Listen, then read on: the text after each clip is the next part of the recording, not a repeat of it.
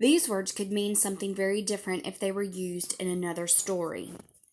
We are going to be looking for number one, plum, two, rations, three, thaw, four, trimmin', five, seesawin', six, troughed.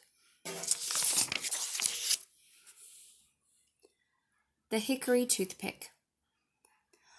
One winter, we sure had a big snow. It was livin' up a ways in Pine Mountain, and one morning I tried to open the door and I couldn't.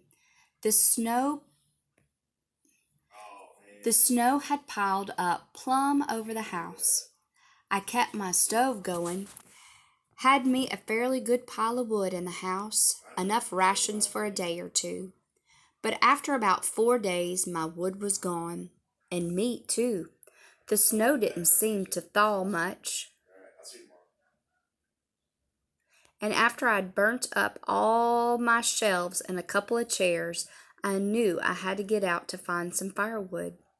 So I took the stovepipe down, knocked a few planks loose from around the fireplace flue, got my axe, and crawled on top of the roof. I finally made it out of all that snow. It was a big snowfall, plumb over the tops of all but the tallest trees. But way up on one cliff of Pine Mountain, there was one tree, a hickory, the snow hadn't buried, so I headed for it. The crust was hard enough to hold me up as I went.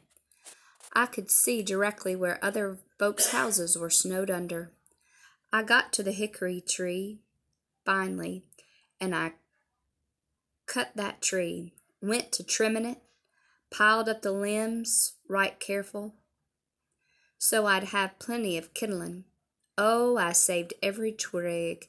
But don't you know, when I hacked off that last limb, the main log jumped and slid top foremost down the south side of the mountain.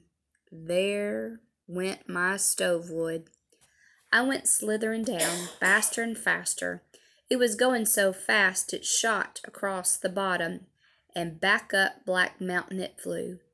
I thought it'd go right up in the air and over yon side of the Black, but it stopped just at the top of the ridge, stopped with its teetering, and here came back, scooted across the river, and was headed up the pine again.